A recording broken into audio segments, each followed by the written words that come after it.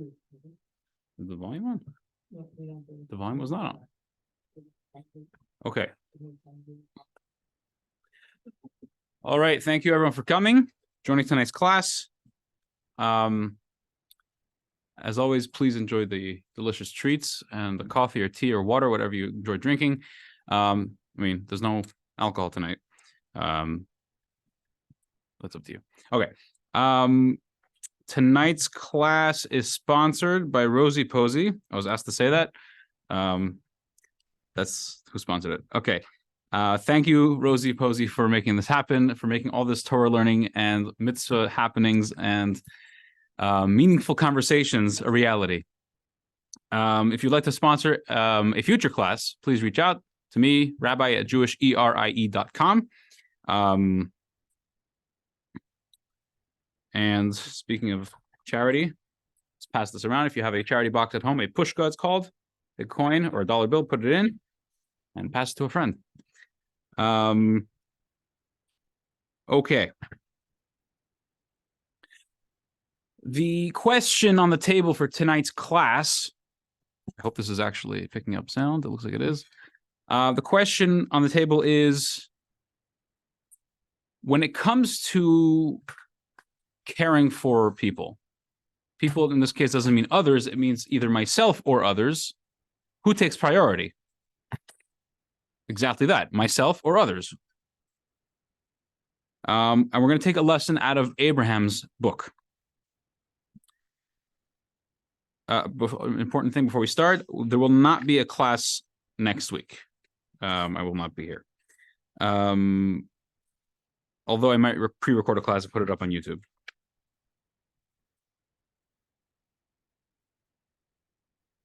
Tonight's class is based on a talk from the Lubavitcher Rebbe from the wintertime of 1982, maybe 83. Okay.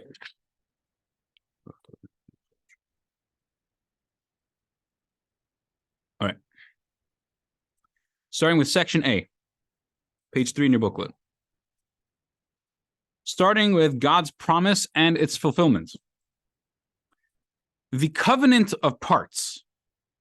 That sounds weird in English. In Hebrew, it makes more. I mean, it's the same thing in Hebrew, but it's the bris ben habasarim, was one of the most important events in Jewish history. It was the moment that God told Abraham about the pain and suffering his descendants would endure, as well as the happier times that would eventually follow. This promise was kept in their minds during the years of slavery and suffering. One part of this promise still has not been fulfilled, and we hope and pray for it to be materialized very soon with the coming of Mashiach, immediately in our days. According to the commentary of Rashi, who we like to focus on in these classes, this covenant took place when Abraham was 70 years old. This is actually going to be important later on. So let's see inside what this covenant exactly was. In source 1, Genesis chapter 15, here we go. The promise of descendants. So the Torah says, after these incidents, the word of God came to Abram in a vision, saying, fear not, Abram, I am your shield, your reward is exceedingly great. Abram replied, God, what will you give me, since I am going childless, and the steward of my household is Eliezer of Damascus? Abram said, you have not given me children. One of my household will inherit me. The word of God came to him, saying, this one will not inherit you, rather, the one who will come forth from your innards will inherit you. God took Abram outside and said, please look heavenward and count the stars, if you are able to count them. He said to him, so will be your seed. Abram believed in God, and God considered it his righteousness. Before we even go further, I want to put that interesting fun fact. We are traditionally told the guy's name was Abraham with a H in there. What happened to the H? It says Abram. Is that a typo? No. Actually, in last week's Torah portion, Abram was renamed. God gave him an extra letter in his name, the letter Hey in Hebrew, and he went from being, in Hebrew, it's Avram, which in English we'd say Abram, became Avraham, Abraham. So here, basically, God is telling him that you're going to have, Abraham's really complaining to God that he's going to be childless. Now, he wasn't really childless, actually, at this point.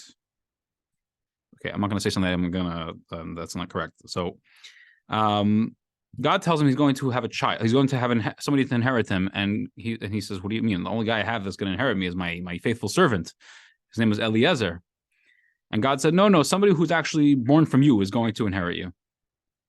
And he's promising him that he's going to have a child, and he's going to be the child. His child and descendants are going to be as numerous as the stars of the heavens. Going further, God said to him, "I am God who brought you forth from Ur of the Chaldees." I don't know who came up with that name, but in Hebrew, it's the Ur Kasdim, the name of a place, to give you this land to inherit it. Abram said, "God, how will I know that I will inherit it?" God said to him, "Take for me 3 heifers and 3 goats and 3 rams and a turtle dove and a young bird." Abram took all these for God and split them in half. He placed each part opposite its other half, but he did not divide the birds. A few points here. One, this is one of the first parts in the Torah where God promises Abraham that he's going to give him and his descendants an eternal gift, the land of Israel. And he's making a covenant now to make certain that is going to happen. So how does he make a covenant? Takes some animals and he actually cuts them in half. He slaughters them and he splits the parts in half. We're going to see what that means in a second. Okay, there's something funny that happened once, and I'm going to try to share it, but it takes a lot of background to understand the joke. Okay, let's see. Meat and milk. We're aware of this? Sounds familiar? Meat and milk. So it's a prohibition in the Torah. We're not allowed to eat meat and milk together. We can't cook it together. We can't eat it together, and we can't enjoy benefit from it. Technically, biblically, the only thing that is forbidden is beef, cow, goat, meat, and same milk from the same types of animals. Chicken, bird meat is actually not included in this prohibition. The sages came along later on, and they prohibited chicken with milk as well, or fowl, all types of bird, kosher bird. Well, obviously non-kosher bird is not kosher. And the reason being that there's a concern that if somebody looks at chicken and he sees chicken and milk and he starts cooking it together, because it's not a problem, no problem, chicken and milk, sure. He's eating chicken and milk. Somebody might see that and say, "Hey, I thought meat and milk was a problem. I guess not." And he'll go eat cow meat and cow milk together. So therefore, we can't eat chicken and milk together as well.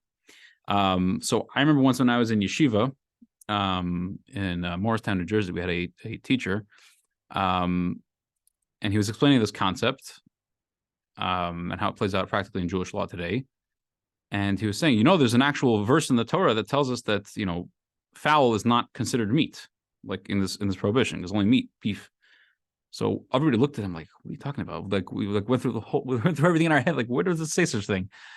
And he said, it says v'hatzipar loy vasar. Now, hatzipar means the bird. If anyone speaks a little Hebrew, lo basar is not meat. And we heard that and we were like, it sounded familiar, but at the same time, we never heard of such a thing. What, it says it that clearly? And he had a little smirk on his face. Actually, it was the last verse that we just said, he did not divide the birds. The word vasar in Hebrew can mean meat, but with a slightly different letter, which actually a different translation, it means divide. Divide. Lo vasar means he did not divide.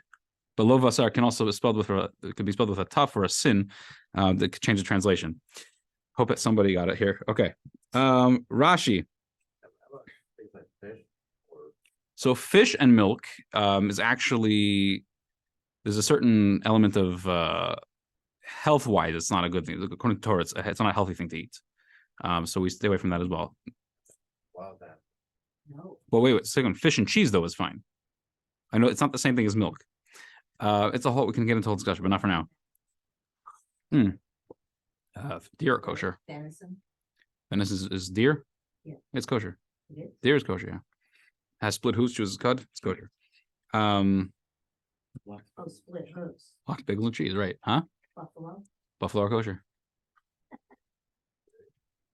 Giraffe is technically kosher, but it hasn't been eaten, and we don't. Nobody slaughters giraffe. They have that. No. No. Nobody's eating giraffe in the first place, though. Doesn't matter. Well, the animal actually to produce milk. No. It's any kosher meat with any kosher milk. Not almond milk. That's different. That's not really milk. It's almond juice, I guess. Almond milk, technically, you can have with meat, yeah. They make the impossible burgers. Not impossible burgers. They, at least in Jewish restaurants, it's a thing to have, like, it's a cheeseburger, but it's either fake cheese or fake meat. It's not recommended, though. Okay, Rashi. Rashi says, split them. He split the animals. Means he separated each one into two parts. The verse retains its literal meaning. He's literally split the animals in half. Okay, so Rashi continues, for he was making a covenant with God to keep his promise and give the land to his descendants. The way covenants are made, or were made in this case, is by walking between the parts of an animal. As it said in Jeremiah, those who walk between the parts of a calf. Here too, the fire and smoke that went between the parts was an emissary of the divine presence, which is called fire. So the book of Jeremiah describes how during the siege on Jerusalem by the Babylonians, just before the destruction of the temple, the city's residents decided to fulfill the mitzvah, the commandment of releasing their servants, which they had not done until then, kind of liquidated to the last second. Once the siege was lifted, though, they took all their servants back, despite the covenant that they made with God about this in the Holy Temple. The prophet Jeremiah rebuked them in God's name, and he says, I will deliver the men who have transgressed my covenant, who have not kept the words of the covenant which they made before me when they cut the calf in two, it's the same thing, and passed between its parts. The princes of Judah and the princes of Jerusalem, the officers and the priests, you don't have this in your books, by the way, and all the people of the land who pass between the parts of the calf. I will deliver them into the hands of their enemies. So we see 1,200 years after Abraham, when the residents of Jerusalem accepted an obligation on themselves, they made a covenant by splitting a calf and walking between the parts. This was a legal procedure practiced for thousands of years, not only amongst Jews. There's a book called the Sefer HaIkrim, and there it explains that the symbolism behind this custom, it's the idea of splitting an animal in half and walking between the two parts. The symbolism behind this custom is that, he says, making a covenant is a bond between two people, two entities, to connect the love between them to the extent that they become like one body, and each will watch over the other like they would watch over themselves. So in other words, when two people make a covenant, between the parts of an animal, that symbolizes that they're like one body. It's like this animal is one body, and they're walking between these two halves of the animal. They're walking between one body, and it's like they're one body. And they'll put themselves out to save the other like they would for themselves. We don't do that really nowadays. Now we just kind of give a handshake, maybe a contract. But this is what Abraham did. He made a covenant with God, and God, so to speak, walked between the parts with Abraham in the form of a pillar of fire. Okay, going further. The verse says, the birds of prey descended upon the carcasses, and Abraham drove them away. Before we even touch anything else, when you read this verse, you should be asking yourself, why? What does why mean? The birds of prey descended upon what happened? This is fresh meat. Birds of prey, they smell fresh meat. They come. They want to eat. Abraham drove them away. This verse makes as much sense as if the Torah would have said, Abraham had an itch on his nose, so he scratched it. It's not relevant. Something happened. Okay, the Torah doesn't tell us everything that happened. From the beginning of Genesis till the end of Deuteronomy spans approximately 2,500 years. If every single detail of every single thing that happened over those 2,500 years would be written in this book, the Torah would be more than 5 books of Moses, probably 300 million books of Moses. The reason why not everything is written is because it's not relevant information. Okay, the Torah is an instruction book for the Jewish people, and by extension, the world at large. Every single thing that it says in it, every single verse, every single word is an instruction, is a divine directive. Sometimes you have to delve a little bit to see what it is saying, and actually we'll do it today with this story. Well, not this story, but it's going to lead into something else. To see what the directive is, what the direction, the instruction is. But every single thing is telling us something important. If it's not important for us to know, it doesn't say it. Just like that. The flip side of that is also true. If something is said, and it seems like a completely insignificant detail, we have to understand and dig deep to figure out, why is this here? What is the significance? Birds of prey descended upon the carcass. Abram drove them away. Why do we need to know that? Okay, it happens. The pigeons came and they wanted to see what's going on. They flew away. I don't know if there's pigeons then, but in that area. But it would also be seemingly like not relevant. So what's the purpose of this sentence? So there's a commentary. This is a modern commentary from Rabbi Evan Yisrael Steinsaltz. He passed away 3-4 years ago. Genius of a man. He lived in Israel. I think his whole life, but he wrote many books. There's actually a number of books here that were written by him. Let's just point to one. The 13-Petal Rose, right on the shelf right there. Okay. So when I say modern commentary, I don't mean some guy wrote a modern interpretation of the Torah. That's not what I mean. I mean a commentary that takes the eternal, everlasting ideas of the Torah of our sages, and he presents it in a way that the modern world can appreciate. So he says like this: the birds of prey descending on the carcasses symbolize the enemies who wish to destroy the covenant. Abraham fought them off and drove them away.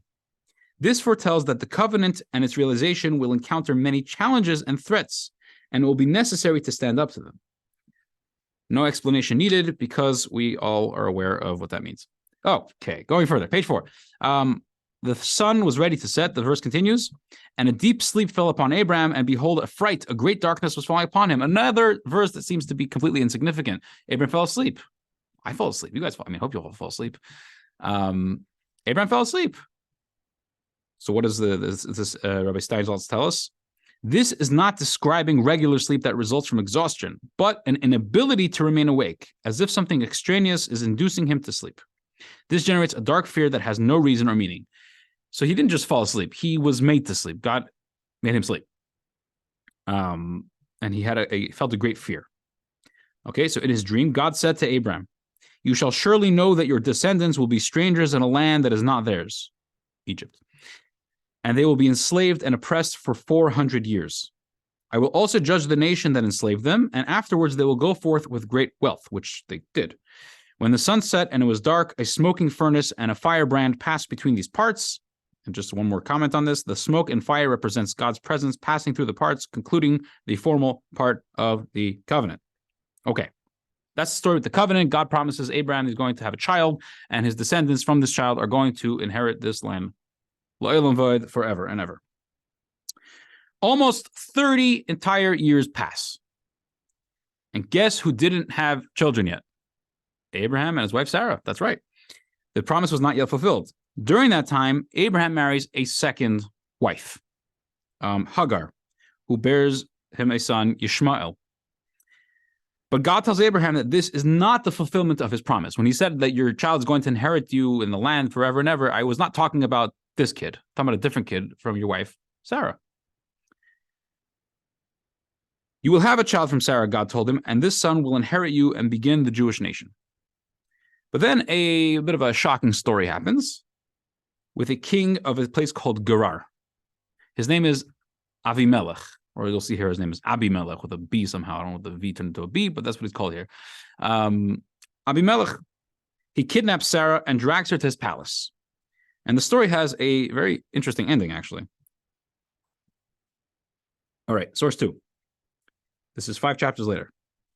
Abimelech and Sarah. Abraham traveled from there to the land of the south. We're on page 5, by the way.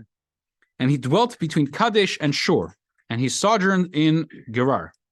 For all you English speakers, what does sojourn mean? I don't know. Abraham said about Sarah, his wife, "She is my sister." And Abimelech, the king of Gerar, sent and took Sarah. Fun fact: Sarah was not Abraham's sister; she was his wife. There's a reason he said this. God said to Abimelech in a nighttime dream, came to him and he said to him, "You are going to die because of the woman who you have taken, for she is a married woman." Abimelech had not come near to her, didn't do anything to her. And he said, "God, would you kill even a righteous nation? Did he not say to me, 'She is my sister'? She also said, 'He is my brother.' I have done this with an innocent heart and pure hands." God said to him in a dream, "I too know that you did this with an innocent heart, and I have withheld you from sinning to me. Therefore, I did not let you touch her. Return the man's wife because he is a prophet, and he will pray for you and you will live. But if you do not return her, know that you will surely die, and you and all that is yours." A few points. He said to God, "I have done this with an innocent heart and pure hands." And God tells him, "Yes, you did this with an innocent heart." He didn't agree with him on the pure hands part because he actually wanted to do something. And it says, I withheld you from sinning to me. I didn't let you touch her. Return the man's wife, and he will pray for you. Rashi explains, we'll see in a second, Rashi, why does it mention that he's a prophet? Because he knows you haven't touched her, therefore he will pray for you. Why would he pray for him? He kidnapped his wife. But because he's a prophet, he sees and he knows that nothing bad happened to Sarah, so he'll still pray for him. Now, last I checked, you only need to pray for somebody if they need help. Abimelech was in some sort of danger, he needed help with something. He just had to get back Sarah. So let's see what happened. Abimelech arose early in the morning, and he summoned all his servants, and he spoke all these words in their ears. The men were very frightened. Abimelech summons Abraham and said to him, what have you done to us? And what have I sinned against you, that you have brought upon me and upon my kingdom a great sin? You have done to me deeds that are not done. What on earth are deeds that are not done? Rashi tells us. A plague that doesn't regularly afflict people has befallen us through you. All our bodily openings have shut, those for seed, urine, excrement, and the ears and nostrils. Every single opening in their body became stuffed. That's very dangerous. And I'm sure very, very painful. Abimelech said to Abraham, why did you do this? Abraham said, for I said to myself, surely there is no fear of God in this place, and they will kill me because of my wife. Abraham thought that if I say that she's my wife, they're going to say, oh, we can't marry, the king can't marry a married woman, so they'll kill Abraham and they'll take Sarah. So Abimelech took flocks of sheep and cattle and servants and maidservants, and he gave them to Abraham, and he returned his wife Sarah. Abimelech said, here is my land before you. You may live wherever you please. To Sarah he said, I have given 1,000 pieces of silver to your brother. Behold, it is to you a covering of the eyes for all who are with you, and with all you shall contend. These last two sentences, covering of the eyes and with all you shall contend, we are not going to focus on this class. It's not the point. Even if you don't understand what they mean, it's okay. Rashi explains, to Sarah he said, Abimelech said in her honor, in order to appease her, I have bestowed upon you this honor. I have given money to your brother, whom you said, he is my brother. Behold, this money and this honor are to you a covering of the eyes. Okay? For all who are with you, they will cover their eyes, so they will not, I'm going to pronounce this word wrong, denigrate you. Come on, nobody's here as a linguistic expert. Okay, fine. Had I returned you empty-handed, they could have said, after he violated her, he returned her. Now that I had to spend so much money to appease you, they will know that I returned you against my will through a miracle. In other words, I'm giving you a lot of money and gifts and presents and, live wherever you want in my land, because if he gave back Sarah empty-handed, people will think that he did something not good to her. So in order to show the opposite, he presented them with lots of gifts to show that he actually doesn't want, this was something that is happening to him against his will. And the story ends off, and this is really the main part. Abraham prayed to God, and God healed Abimelech and his wife and his handmaids, and, quote, they gave birth. Abimelech did not give birth, guaranteed. What does that mean? We'll see in a second. For God had shut every womb of Abimelech's household on account of Sarah, Abraham's wife. Rashi explains what he gave birth. The men did not give birth. So it says, as the Targum is a translation of the Torah into Aramaic in this case. It's a famous translation. As the Targum renders, and they were relieved. That's what birth means in this case. They were relieved. Their orifice opened up, and they expelled that which needed to be expelled, and that is their birth. So it doesn't mean birth like literal. I mean, the way we use the word birth usually, it means that they were relieved of this stuffedness, this blockage, and they were able to, relieve themselves. Every womb, every bodily opening because of Sarah through the words of Sarah. Okay, here's the kicker. Several months later, Sarah becomes pregnant and gives birth to a son.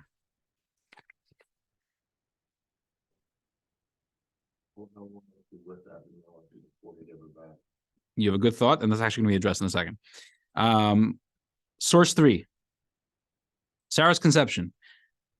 God had remembered Sarah as he had said, and did for Sarah as he had promised. Sarah conceived and bore a son to Abraham in his old age at the time of which God had spoken to him. Abraham named his son who had been born to him, whom Sarah had born to him, Isaac. Now, here's another rule of Torah.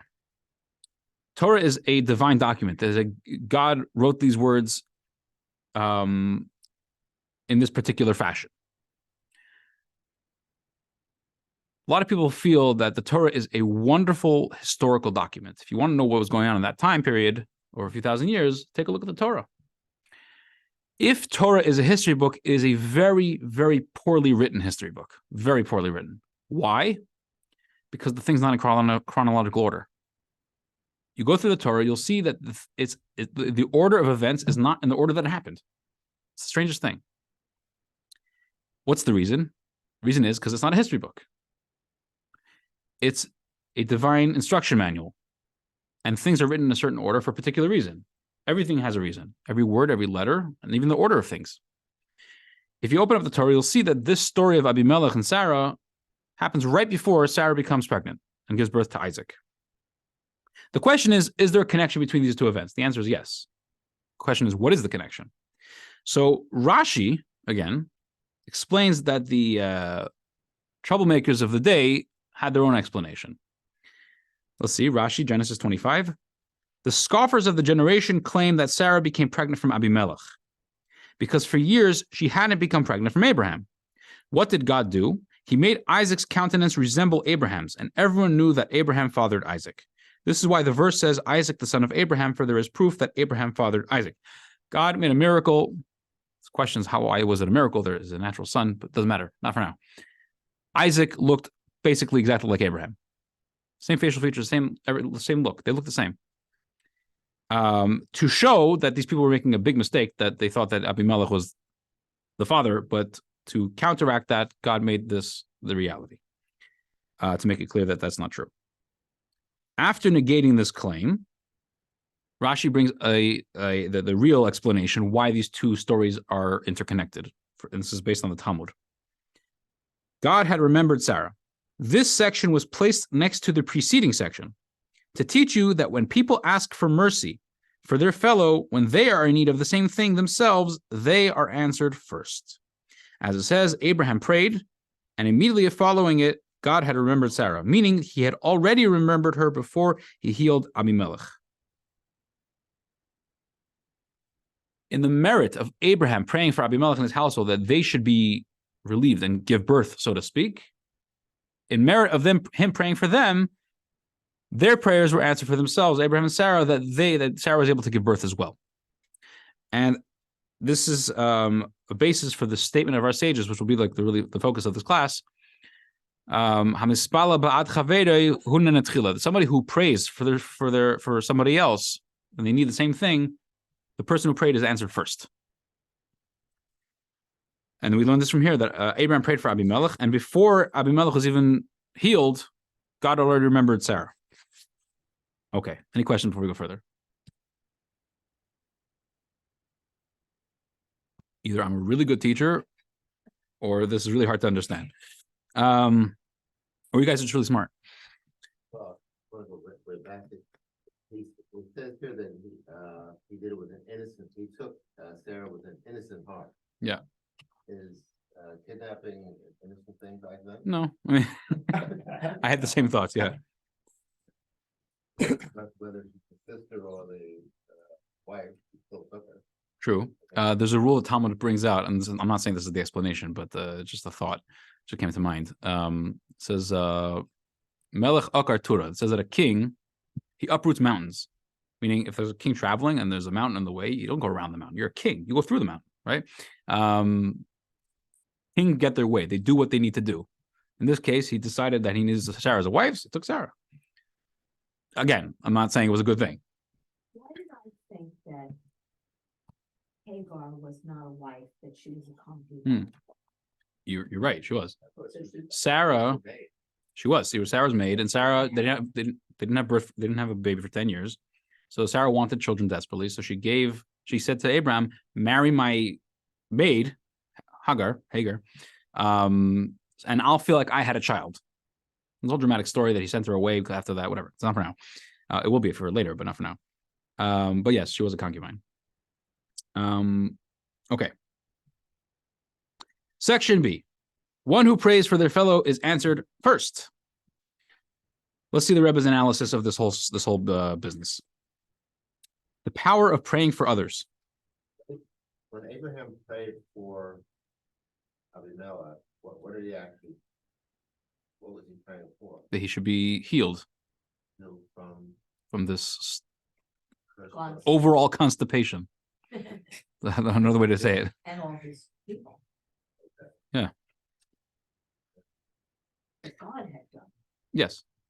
But he left room for Abraham to pray for that it should be taken care of. Okay. The Rebbe says like this. There's one last one.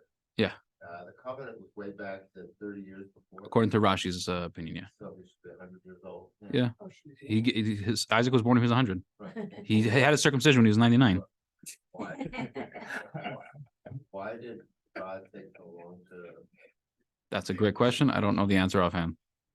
There's definitely an explanation for it. I don't know it.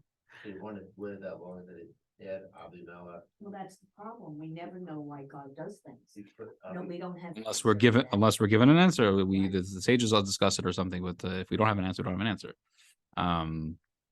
Sometimes we have answers to things, and oftentimes we do, and sometimes we don't. Like he put Abimelech and back up with the not doing it early on. Yeah, listen. I love the questions. Seriously, please bring it on. Okay, God had already promised Abraham that Sarah would have a son. Okay, that's what we learned in the beginning. So even without Abraham's prayer for Abimelech, the promise had to be fulfilled. God, the creator of the universe, promised Abraham, "You're going to have a son from Sarah." Okay, 30 years had passed almost. Didn't happen, but it was going to happen. That was without a shadow of a doubt. Nevertheless, Rashi points to Abraham's prayer for Abimelech as the reason for Sarah's giving birth. God's promise to Abraham was given all the way back at the covenant of parts. As Rashi continues, when did God promise this to Abraham? When he spoke to him at the covenant between the split parts and told him that his servant would inherit him, and he gave him a son from Sarah. Meaning that although there had been a promise made years earlier at the covenant of parts, which according to Rashi was 30 years earlier, it had not yet been fulfilled.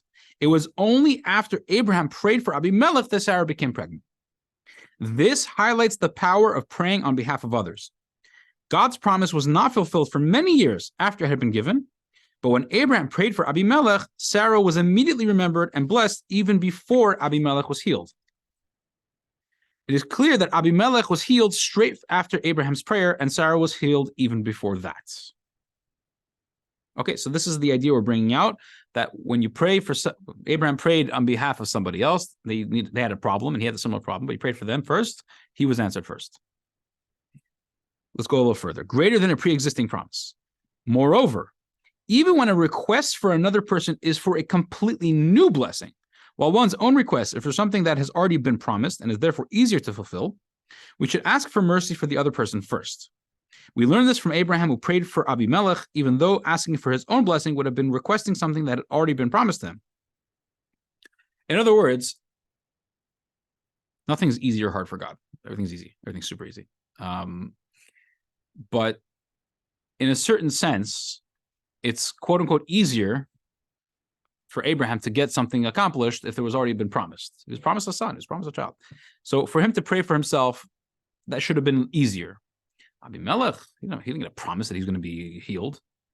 He said, you give back Sarah, and he prays for you, maybe you'll get healed. But there was no promise involved. So in a certain sense, it'd be a little more difficult to pray for. Yet, Abraham ignored his own situation, and he prayed for Abimelech first. This was how Abraham acted before the giving of the Torah. So it is all the more true for us after the giving of the Torah, as love for our fellow Jew is a core principle of the Torah. So who comes first? When we need something, we must pray to God and ask for our needs. This is a positive biblical commandment, the mitzvah of prayer. The obligation to pray is that a person should ask for all of his needs. As a result, one may think that when he and his friend need the same thing, he should pray for himself first. I'm going to explain this in a second. Because by doing so, he is fulfilling a mitzvah. And only after this, he should pray for his fellow. This argument is further strengthened by the Talmud statement that, quote, your life takes precedence to your fellows. And what's the source for that? Let's see it inside quickly. Source 4, Leviticus. The verse says, your brother shall live with you. Talmud explains about that. If two people are walking on their way and one has a jug of water, if both drink, they will both die. If only one drinks, he will be able to reach civilization. They don't have enough water. Ben Petura, sage Ben Petura said, better they both drink and die and one doesn't see the death of his fellow. Rabbi Akiva taught, that your brother shall live with you means that your life takes precedence over your fellow's life. So, in other words, there seems to be a lot of real basis and real reasoning, meaning Torah-based reasoning, that if I have a situation, I have a problem, and somebody else has a problem, I should pray for myself first. Why? 2 reasons. 1, the mitzvah of prayer at its core, and the most raw form of prayer, there's actually a mitzvah, the commandment to pray. It's not something we do out of necessity. We do it because we're required to. The mitzvah to pray is when I have a need. Again, this is at its raw original form. The way it's developed over the last few thousand years is a little different, but that is what it is at its core. That when I need something, I pray. I pray to God that He fill that need. If somebody else needs something, I don't have an obligation to pray that they should have their need fulfilled. Okay, so strike 1. I have a need. I have a requirement to pray for it. I have a need. 2 is there's a rule in Talmud Chayecha Kodmin that your life takes precedence. If there's a situation, the person's life is in danger, and there's with somebody else, their life is also in danger, and there's ability to save you or the other person, you're required to save yourself first. You have this on planes all the time. You're like the plane's going down. The video tells you, the stewardess shows, put the air mask on yourself first, and then on the other person. Okay, it's not the same thing, but it's similar. Well, also for somebody else that can't put it on themselves. So seemingly, if I need something and somebody else needs something, Torah is kind of guiding me in the sense, it sounds like at least, that I should pray for myself first. Not a selfish thing. It's just a responsibility. Once I pray for myself, then I'll pray for them because I care about them. Says the Rebbe, we are therefore informed that when a person asks for mercy for his friend and he himself is in need of the same matter, he is answered first. This underlines the great importance of love for our fellow Jews, that even when a person needs the same thing himself, he prays for his fellow first. Okay. Going a little further on this point, Abraham's personal need was much greater than Abimelech's because he was awaiting the birth of his heir Isaac, who would be the ancestor of the Jewish people. The verse states, I multiplied his descendants and gave him Isaac, meaning that the birth of Isaac was the key to the flourishing of the Jewish people, like the stars of heaven and the sand of the seashore. Nevertheless, praying for someone else is so important that Abraham first prayed for Abimelech. There's a few ways we can, a few different angles we can approach this, what we just said, but I'll take one approach. The existence of the Jewish people, meaning the descendants of Abraham that are going to come from Isaac, wasn't just something important. Not only is it not just important, it's not even, it's crucial to the divine plan of the entire universe. Not even that, it's crucial. The Jewish people's existence is what's the word I'm looking for? Is necessary, takes the most importance in connection with the existence of the whole universe. The Torah starts off, you might all know this verse, backwards and forwards. In the beginning, God created the heavens and the earth. That's how it starts. And this is one of those things where guys need to learn Hebrew. You got to learn how to read Hebrew and translate Hebrew and understand Hebrew so you can learn the Torah in its original text. Because there's so much depth and value and richness in the original text that you miss in English. We could work in that direction, but not today. The verse in Hebrew is Bereshis bara Elokim es hashamayim v'es haaretz. In the beginning, God created the heavens and the earth. In the beginning, in Hebrew, is one word. It's 3 words in English, but in the beginning in Hebrew is Bereshis. It's one word. The sages tell us this word, like we keep talking about, every word and every letter in Torah is exact and is filled with infinite wisdom and depth. The word Bereshis, the sages tell us, actually has a deeper meaning, where the word is split into 2. The first letter is cut off, be, base, that's the second letter of the Hebrew alphabet. And the second half of it is the next 5 letters, Reshis.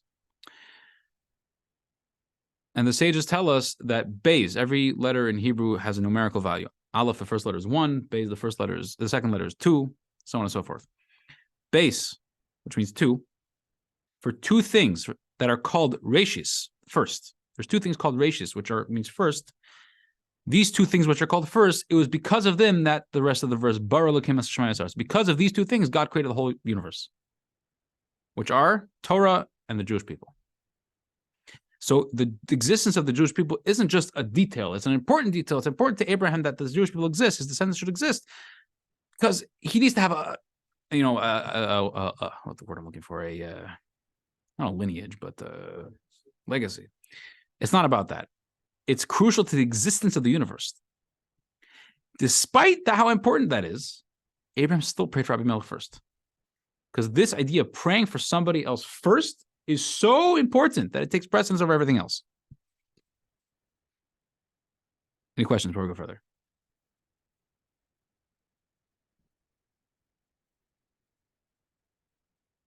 This tea is not hot anymore. Okay. Mutual benefit. This is where the kicker comes in. Praying on behalf of another is one of those good deeds for which we receive physical reward, because when we do so, we are answered first. I have a physical need, I pray, I'm answered first. This applies even when a person prays for their fellow with the goal of receiving the reward of being answered first. This is not the optimal form of prayer for another person, as it is done out of care for someone else, is not done out of care for someone else's welfare over one's own. One does so in order to be answered himself first. Skip the next paragraph, I'll get back to it. Even people who pray for their fellow with an ulterior motive are still answered first. The motive notwithstanding, they have still prayed for their fellow. Fascinating. Fascinating. This rule is so powerful, it applies even when it doesn't make any sense. Okay? I have a sense of self, the most important person in the world, the way God created us. We have a natural sense of the most important person in the entire universe is one person only, me. That's just the way we are. It's not a selfish thing. This is just the way we are. If we didn't care about ourselves, we wouldn't eat, we wouldn't sleep, we wouldn't take care of ourselves, and it would be disastrous. The most important person, naturally, is myself. However, the Torah educates us and guides us to rise above that and to look past ourselves, take care of ourselves for sure, but also look past ourselves and be cognizant, be aware of other people and care about them and love them. To the extent that if I need something and somebody else needs the same thing, Torah tells us, pray for them first. So somebody, and you'll be answered first. So somebody might come up with this, in Yiddish, the word is chap. They'll come up with this trick. They'll come up with this idea. Hey, if I pray for that guy who has the same problem I do, I pray for her, she has the same problem I do, I pray for them first, I'll get answered first. I'll pray for them so I can get what I need. The Rebbe says, guess what? It works. Why? Because at the end of the day, you actually prayed for somebody else. Your motive was not kosher. It wasn't good. It wasn't a good thing you shouldn't be thinking like that. That's not where you should be at. No. Oh, reward cynicism. No. So there's two aspects here. There's two aspects. It's a good point. For those who can't hear, Howard said that the Torah seems to be rewarding cynicism. The idea is, try to dissect these two things. There's this concept. Praying for somebody else, you're answered first. That's the reality. No matter what the circumstances are, whatever the motives are. The other aspect is the person praying. That is not a place to be. To be praying for somebody else so that I should be answered first, that's not where you should be holding. You should actually care about other people. You should care about them to the extent that you're going to pray for them first. And that's hard. I'm in serious trouble. I have monetary issues. I have family issues. I have health issues, God forbid. Whatever the thing is, I'm going to pray to God that I should be healthy for this. That's what we do. Jews pray. I'm going to pray for them before I pray for myself. Torah says, do it. Give it a try. Look past yourself. And if you do so, you'll be answered first. Again, but you shouldn't be praying for somebody else so that you should be answered first. That's not a thing to do. If you did it, it still works. And go back to the parentheses. This is analogous, again, English, to a person who knows that honor chases anyone who runs away from it, so he runs away from honor in order that it should chase him. Clearly, this isn't what running away from honor really means. There's a statement from our sages. Anyone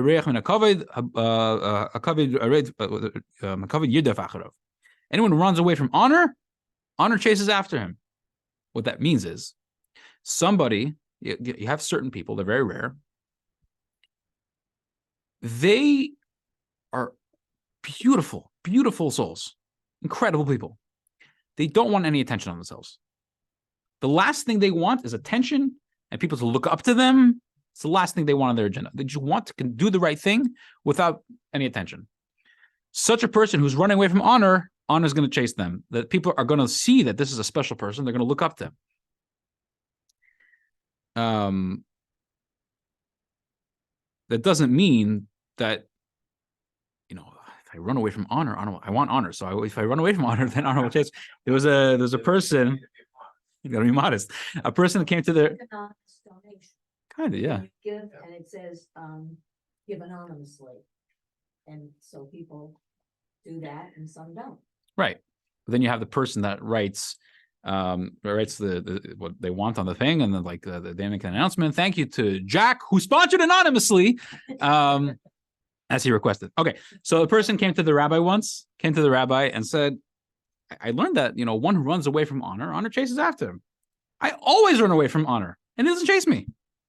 The rabbi said, from your question, it seems that while you're running away from honor, you're looking back to see if honor is chasing you. The problem is honor sees you looking back. Honor thinks that you're running after it, so it runs away from you. Okay.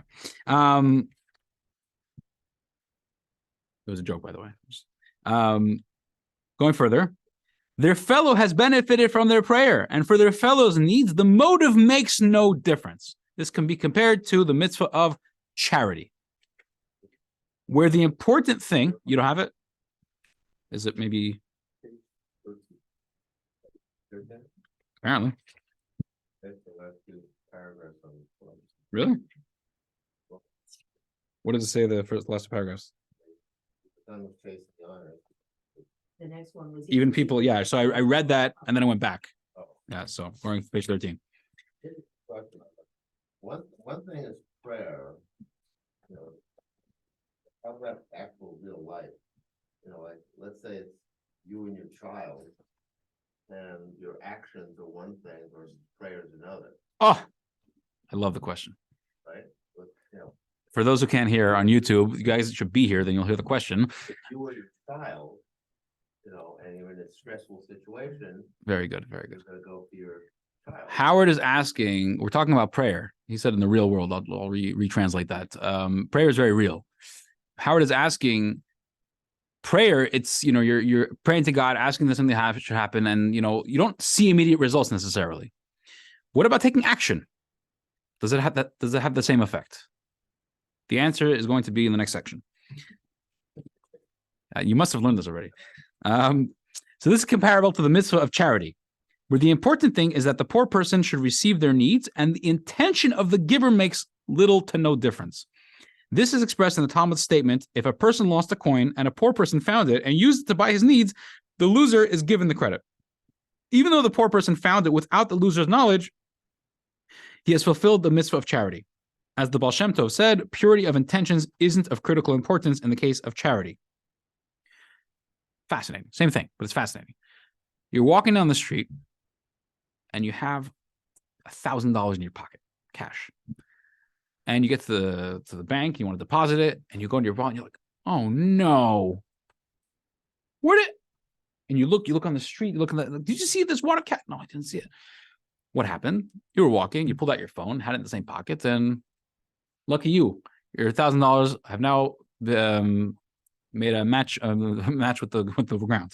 Happened to be, a few minutes later, a poor person came by and was so hungry. He was so hungry. And he's walking around. He sees, hey, there's dollar bills on the floor. I could buy lunch. He sees it's $1,000. He goes, oh my gosh, I could pay my rent with this. And he's so excited. You inadvertently, in a way that you're not aware of, you just made his day. The sages tell us you just fulfilled the mitzvah of charity. What do you mean? You didn't give him charity. It fell out of your pocket. You had no intention. You weren't even planning on giving it to charity. Doesn't matter. Money that was in your hand ended up in a poor person's hand. You have fulfilled the mitzvah of charity, and all the benefit of giving charity is given to you. It doesn't matter what the intention is. Even in this case, there's no intention. But let's say a scenario that makes absolutely no sense. Let's say you have a $100 bill, and for whatever the reason, you don't like this $100 bill. It disturbs you to look at it. Even you don't want it in your house. You don't want to hold it. You don't want to touch it. You don't want to look at it. You don't want to think about it. Whatever the reason, I'm making up a story. Humor me.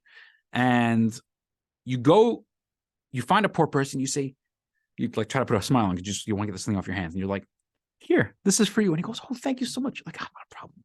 You walk away, like, thank God that thing is off my hands. That was charity done with very odd and not good intentions. Does not change the reality. You still fulfill the mitzvah of charity. The act, in this case, is what counts. However, the ultimate form of prayer for one's fellow is, of course, when the prayer is made with genuine love for the other person, to the extent that someone else's benefit is more important than one's own. Again, stressing this point.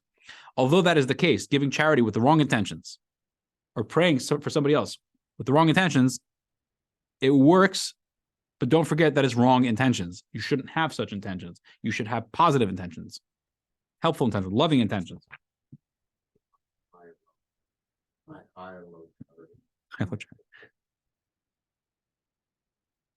Okay. Section D. So we focused on last week's Torah portion. We're focusing on this week's Torah portion. What about next week's Torah portion? Next week's Torah portion, the Torah teaches us a higher level of love for our fellow Jews. Most of this week's portion focuses, not this week, next week's portion, focuses on the story of Isaac and Rebekah's marriage. Isaac is Abraham's son, who was born in this week's Torah portion. After Sarah passed away, Abraham called his chief of staff, Eliezer, his faithful servant, and told him to travel to Haran, which is modern-day Turkey, to bring a bride from Abraham's family for his son, Isaac. Eliezer immediately sets off on his way. As soon as he arrives in this place called Haran, he heads for the well. Why? Because that's the place where to be. Everybody goes to the well. You want to, it's like, I don't know, what nowadays, what's the equivalent of a well? I don't know. Where does everybody show up? At Starbucks. I don't know. That was the original Starbucks. Are you allowed to talk about Starbucks? Is that too political? I'm sorry. Which is the gathering place for all the locals. He turns to God with a prayer and a deal. So instead of just asking for success, he makes a deal. You know, this is Abraham's servant. He can make such deals. What's his deal? He's going to ask a local young woman that he finds for a drink of water. Okay. If in return she gives him a drink of water and also gives water to all of his camels and all his people that came with him, he will take that as an indication that this girl is the bride he's looking for Isaac. Now, if I did that or you did that, I wouldn't rely on that too much. But Eliezer did it, and then it works. And in fact, it works so much that before he even finished speaking, Torah tells us, he who terem kilu ladaber, before he even finished his sentence, this girl approaches him, Rebecca. Rebecca came out, and the entire story began to play out. It was so striking that even her father, Besuel, and her brother Lavan, who were wicked people, were forced to agree that it was God's hand involved in this shidduch, in this matchmaking. The very next day, Rebecca joined Eliezer for the return trip to Canaan, where Abraham lived. Now, when describing her arrival back to where Isaac and Abraham were living, the Torah seems to insert a superfluous, unnecessary verse. Again, a verse that seems to have no connection with anything and seems insignificant, but we'll see it has very much significance. Source 6, Genesis 24, verse 62. It is one of the longest chapters in the Torah, by the way. Isaac was returning from Be'er Lachai Roi, for he dwelt in the south country. Now, what happens is Eliezer is taking Rebecca back with him. Rebecca's happy to meet her future husband. And they come to where Abraham and Isaac live, and they meet, they get married, and that's the end of the Torah portion. The Torah kind of just throws us in here. Lets us know that, by the way, Isaac was on a trip. He went to Be'er Lachai Roi. Thanks. Now I know. What did I gain from that knowledge? Rashi explains. Where is that? Somewhere within the land of Israel. That's the most I can tell you. I don't think it has the same name nowadays. Rashi says, from Be'er Lachai Roi, he went to bring Hagar to his father so he could marry her. One second, back up. After Abraham takes Hagar, Sarah's maid, as a wife, she gives birth to Ishmael, and he grows up, and he's not a great kid, not at all. He's just a lot of negative character traits. Abraham's disappointed. Sarah gets upset, and basically, they say, "Please leave," to the son and the mother, and they go back to where they came from. And there's a dramatic story. Hagar's with her son, and his son is dying of thirst, and she doesn't know what to do. And an angel appears to them, and another angel appears to them. Another angel is a bunch of angels, and there's a whole dialogue back and forth. And the angel promises that this son is gonna be healthy. He's gonna live. And then the angel shows her a source of water, and she gives her son, and she drinks herself, and then they're revived. And she's so thankful for this miracle that happened that she gives a name to this well, and she calls it Roi, where God appeared to me. So Roi kind of means. So it kind of adopted the name Be'er Lachai Roi, the well of the Lachai Roi. Lachai. It's not for now. Point is, this is the place which Hagar had actually named, and that's where Isaac was. So what Rashi's telling us is that when the Torah tells us Isaac was coming back from Be'er Lachai Roi, it doesn't mean he was coming back from this place. It means he was coming back from dealing with the lady who named this place, Hagar. What was he doing there? He was trying to bring back Hagar to Abraham so he could remarry her, because Sarah had just passed away at the beginning of next week's Torah portion. Ironically, the Torah portion next week is called Chaya Sarah, which means the life of Sarah, and she passes away literally right in the beginning, which is there's an explanation for that. But again, not for now. Just trying to get you interested. I'm curious. So he's going to, after Sarah passed away, he feels for his father. He doesn't want him to be lonely. Let's keep it basic explanation. So he travels to Be'er Lachai Roi. He goes to travel to find Hagar to bring her back so Abraham has a wife again. This brings us to an often overlooked but amazing insight. Abraham just lost his wife, but he's fully invested in finding a spouse for his son Isaac. That's why he sends Eliezer to go find a wife. He's willing to give away his entire fortune to draw Rebekah to their homeland. At the very same time, what is Isaac doing? Isaac is fully invested in finding a wife for his father.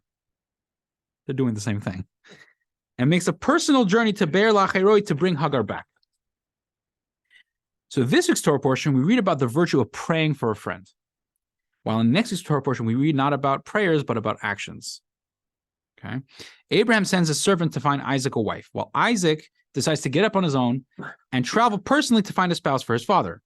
And perhaps that's why Eliezer found Isaac's spouse in such a miraculous and easy fashion.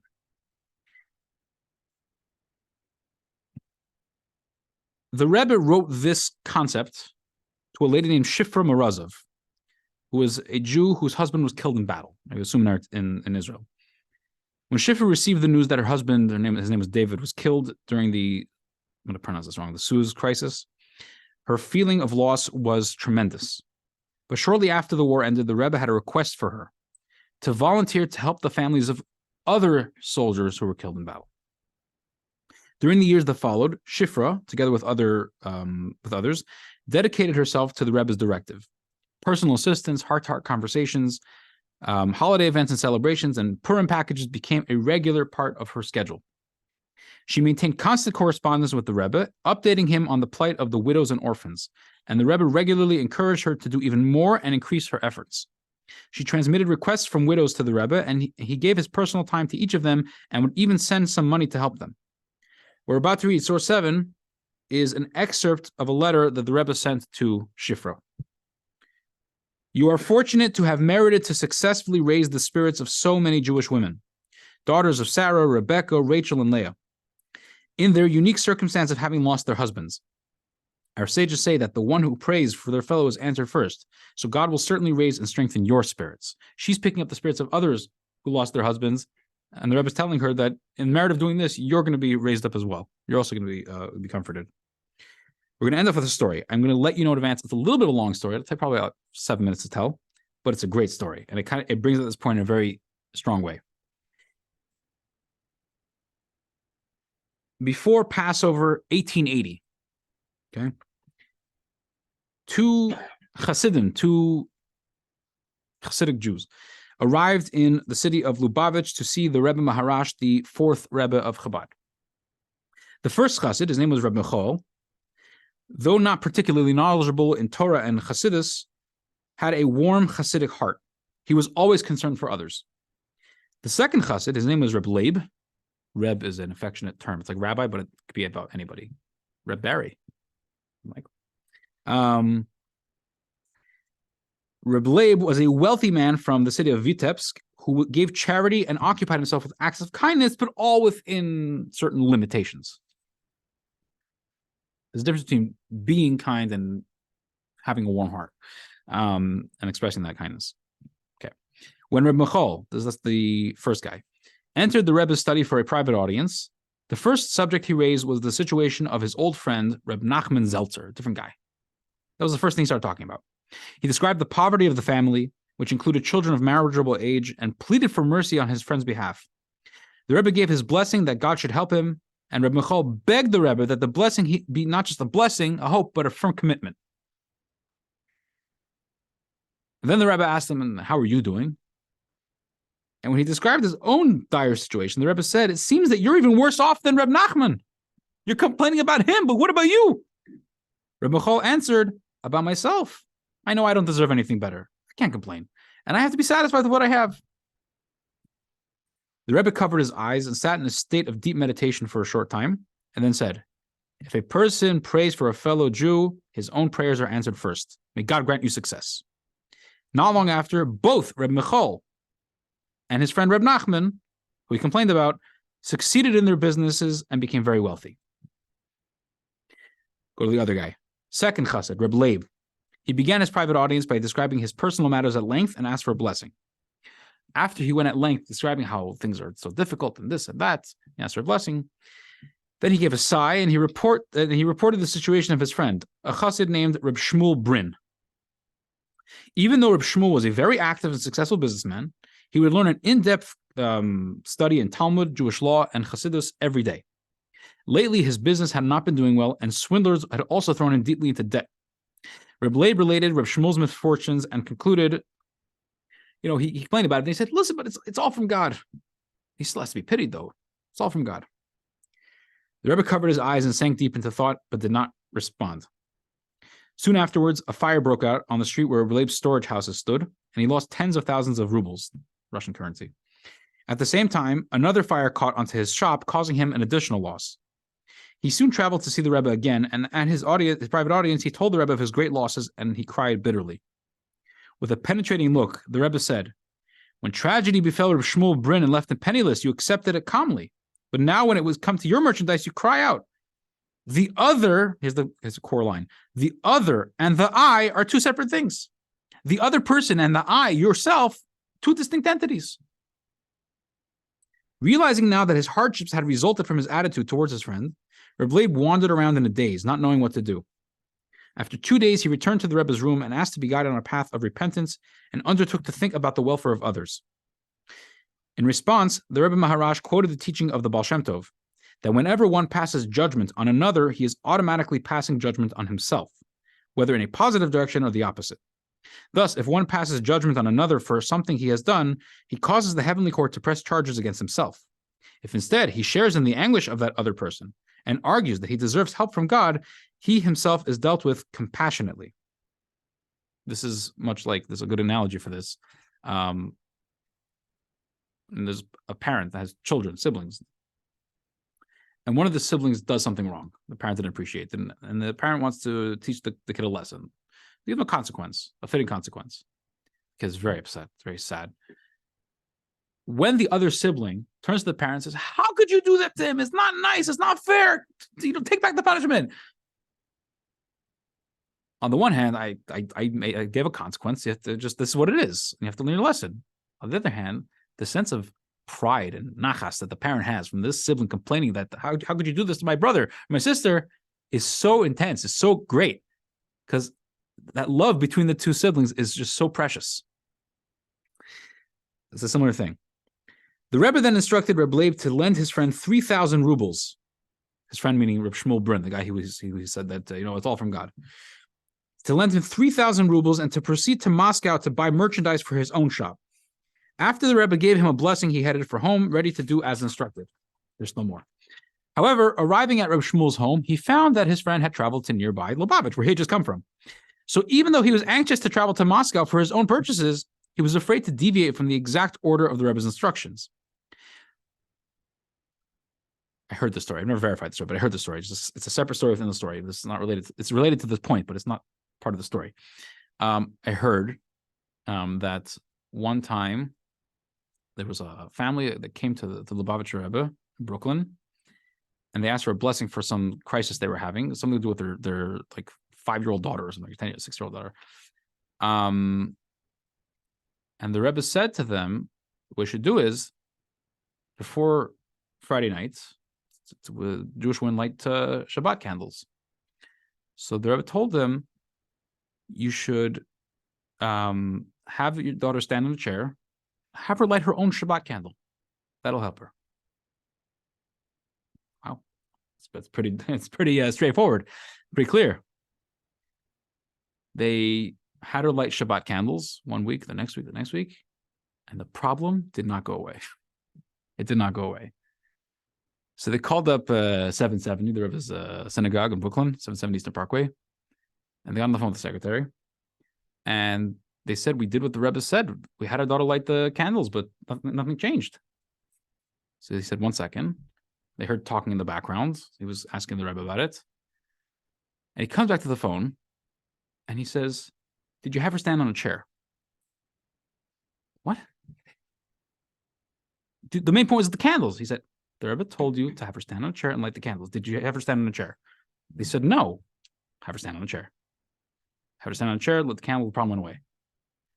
With holy people and with godly stuff, you don't mess with order of things and with details. You do it as it is. So he was afraid to mess up the order of the instructions. Finally, when he went to synagogue on Friday night, he found the recently returned Reb Shmuel in a joyous mood and surrounded by other Hasidim who were listening excitedly to what he was saying. Reb Leib envied him. He was jealous. Despite his losses, he looked to be like the happiest of men. The Gabbai, it's a Gabbai in English, I don't know, the guy who takes care of the caretaker of the synagogue, quieted everybody, and Reb Shmuel repeated the Hasidic discourse that he had just heard from the Rebbe Maharash. The following day, he repeated it twice more. After Shabbat, Reb Leib hurried to Reb Shmuel's house to give him the money. Welcoming him warmly, Reb Shmuel tried to raise his friend's spirits. So he's coming to him to give him money, and he opens the door, and he's raising his spirits. Right? This is a really good person we're talking about. By talking about the well-known saying that after a fire, one prospers. It's a well-known Yiddish saying. It's a Torah-based saying. It's not just a thing that people say. After a fire, it means more broadly a tragedy of any sort, one becomes wealthy. So he just had a lot of fires in his business, and he said, he tried to encourage him that after fire, one prospers. Reb Leib was moved by the way Reb Shmuel was able to console him when only recently he himself had also suffered financial loss.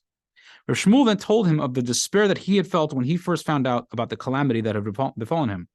However, not long after, a special messenger brought him a message from the Rebbe, telling him that he knew of his circumstances, but he did not agree with the way he was responding to the situation. He didn't like he was being all down about it. Reb Shmuel continued, when I then visited Lubavitch, where the Rebbe Maharash lived, I was instructed to buy ready-made rafts, boats, and received a blessing for my merchandise and for a side income as well. So I traveled to Riga in order to find to order some rafts. On the way home, I met a Jew looking for an arbitrator to settle a dispute between two businessmen. I agreed, and after successfully sorting out the matter, I was paid. So Reb Leib asked him, so you bought rafts, and the people who will deliver the rafts, you got to pay them. That's a lot of money. How are you paying for that? Reb Shmuel reassured him. He said that he had the Rebbe Maharash's blessing, and God would have no doubt helped. He didn't have the money for it. He didn't have the money to order these rafts. How are you going to pay them? Well, we'll figure it out. God will take care of it. Not knowing how to properly broach the subject, Reb Leib blurted out, don't worry about the money. I brought you a certain amount of money for that. He told him of the loan of 3,000 rubles that he had in his wallet for him. When Reb Shmuel refused to accept it, Reb Leib told him the whole story. Reb Shmuel said, you have done what the Rebbe has told you to do. However, our sages assure us that God considers a good thought as if it was actually done. I'm not accepting the money. Whatever the reason, he didn't want to accept it. The same night, Reb Leib traveled to Lubavitch and complained to the Rebbe Maharash about Reb Shmuel's refusal and left the bundle of rubles on the table. Early Monday morning, a messenger from the Rebbe knocked on Reb Shmuel's door with a sealed envelope and a note written by the Rebbe. I am sending you 3,000 rubles until after you sell the rafts. Have success. Reb Shmuel accepted the money, bought the rafts, and sold them at a handsome profit. At the same time, Reb Leib traveled to Moscow, where the suppliers agreed to sell him merchandise on credit. Moreover, he won thousands of rubles in a lottery and, on the advice of the Rebbe, bought and sold flax for an incredible profit. All the above four Hasidim finally enjoyed great success and remained wealthy throughout their lives. Above all, Reb Leib learned a valuable lesson that the other and the I are not two separate things. The story is full of great lessons. One that we're going to focus on, I'm going to finish off with this. Wow. Is how Reb Leib, who suffered a loss, managed to look past himself and put his hand into his pocket and lend his friend money, and then he saw success in his own business. When you do something for someone else, you are answered first. So let's walk away with a life lesson. When we encounter a challenge or a difficult moment, we naturally recede into ourselves. We start worrying, we start complaining to ourselves, we start kvetching. It's a Yiddish word. I'm not going to translate it. You can figure out from the context. We're worrying about the situation we're in, and we see less of the people around us. That's normal, it's natural. But if we want to leave this cycle, and the Torah guides us and educates us and encourages us to leave this cycle, the Rebbe says we must see and feel the trouble of others and pray for them and act on their behalf. That is what will bring us salvation. Additionally, we shouldn't just suffice with prayer, we should also act. When we are in a difficult situation and we lift our heads above the water and see someone else who's also struggling, and we gather all our strength to help them, while we ourselves struggle to survive, that will bring us the help that we are hoping for. All right? All right. Okay. Thank you all for coming, listening and learning and laughing. Thank God people are laughing because that's such an important thing. And we're calling it a night. Have a great night.